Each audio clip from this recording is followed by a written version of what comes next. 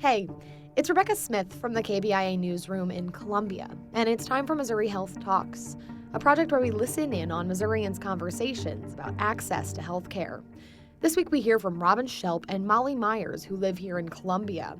They both have children with intellectual and developmental disabilities. In Missouri, there's legislation that requires insurance companies to cover diagnosis and treatment for people with autism spectrum disorders.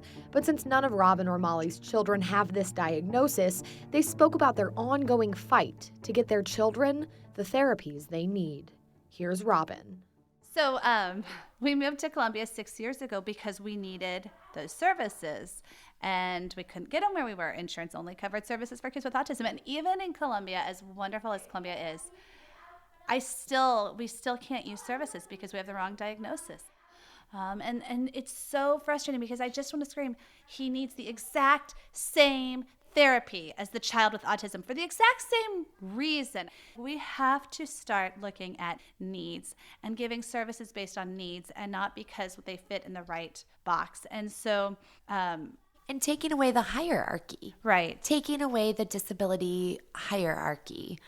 All kids with disabilities are deserving of those services and deserving to reach their full potential. And this isn't just us bitter moms. Both of us, I'm sure you have friends. I know I have friends whose kids have autism that say, it is wrong that my kids get all this and you guys don't, and you're having to fight. And so they're fighting right alongside us because so 2 years ago, I started with the mom of a child with autism, working to change Missouri's law that was passed 9 years ago, because right now in Missouri, kids with the diagnosis of autism can get all their therapies covered by insurance, and our kids don't.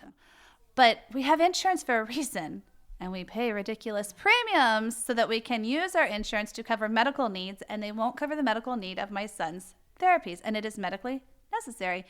Will has to have his therapies. He has to have it. Therapy is our medicine.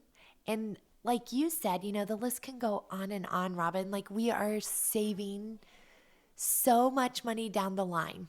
If Will can walk on uneven terrain, he is not going to fall down and break his leg all the time. When he falls down and breaks his leg, that is a huge cost to have it casted, to go to the specialist, the list just, it's this snowball that it's a necessity. Politics can get ugly. I think when we started, just kind of was like, oh, whatever. No, it's not a whatever. It is, I really do feel like the David and Goliath. And there are times I'm like, Goliath just keeps getting bigger. And I really am just standing there with my little slingshot, like, how are we going to do this? And we have to keep proving what we know to be true.